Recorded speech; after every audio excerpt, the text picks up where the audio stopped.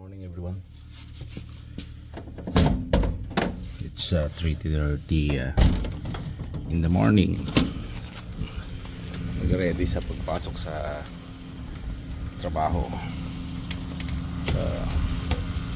Nag-snow kagabi. Kaya yan. Linis muna ng sasakyan.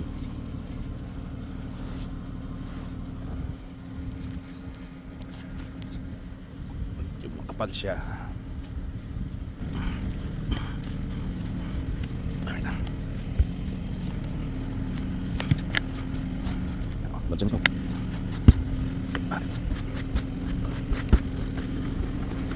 Yan, pati ang ilaw dapat kini-clear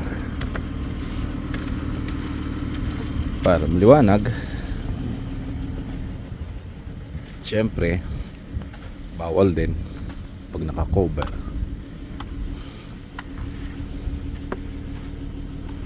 For safety lang. Yan.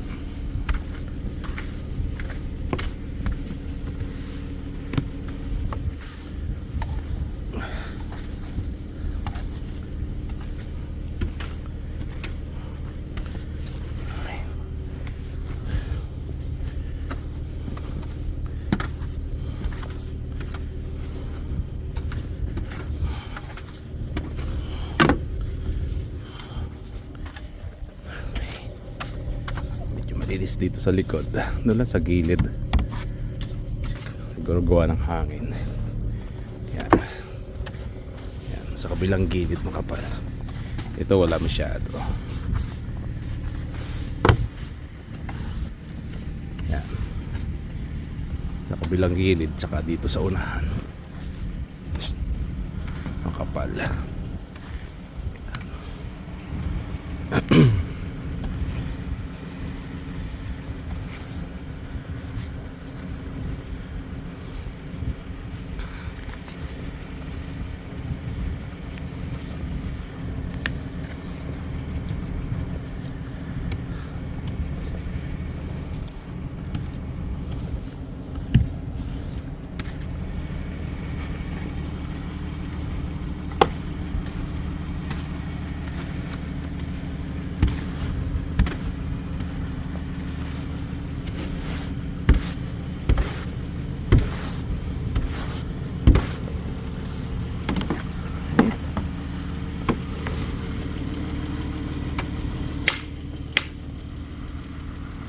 So, ayan, clear na ang sasakyan.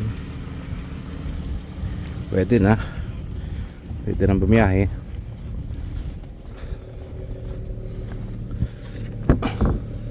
So, kailangan pag winter laging dala itong malaking toothbrush.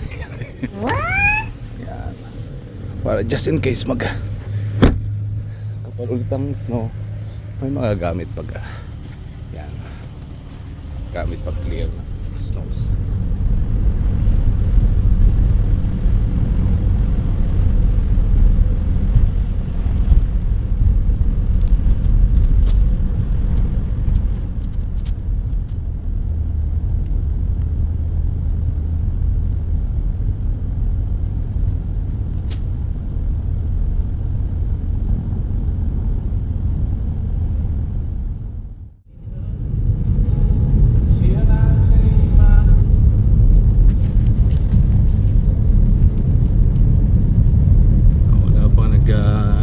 I-scrape dito, puro snow pa, hindi pa kita ang line.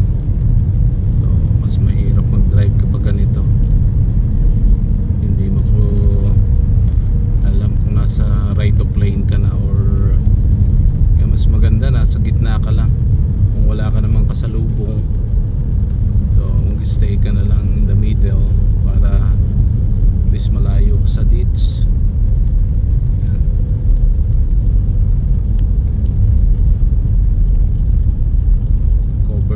Snow yung road kaya wala ka pang makitang linya. So ayan po, here comes the scraper, the truck. Ayan po, yan ang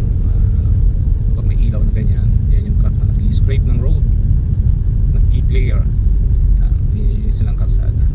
At the same time they pouring salt to melt the snow. So yan po. Yan. Alright.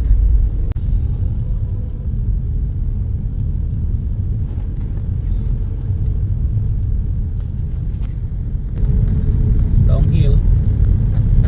Downhill at the same time, curve, sharp curve. So very slushy.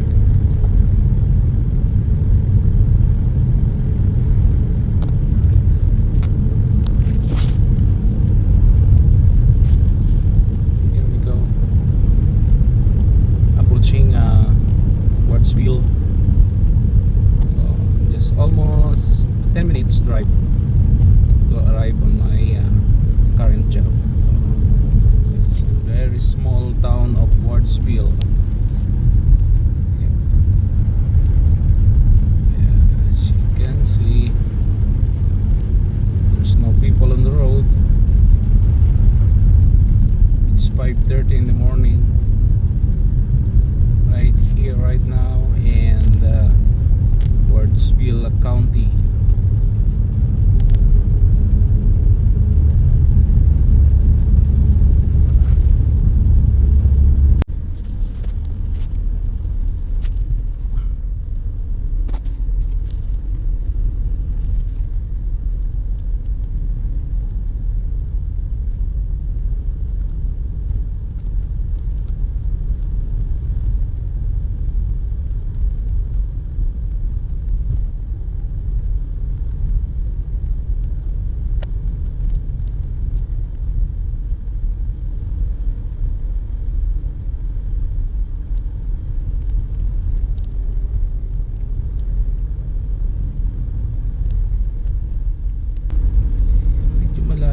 Snow dito, so walang nagki-clearing kaya yan ang lalim.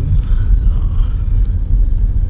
approaching na sa aking trabaho. Alright.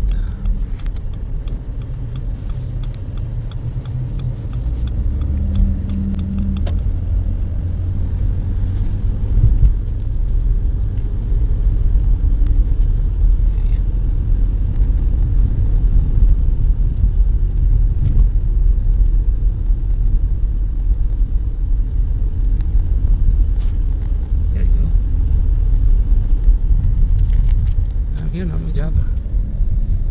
Alright.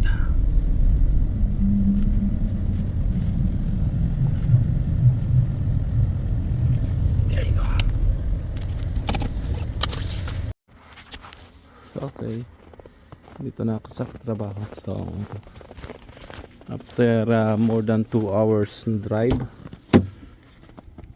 supposed to be just around 1 hour and 15 minutes drive on summertime, but at this kind of weather, winter, so we have to give at least an extra time para hindi nagmamadali kasi mahirap ang daan. So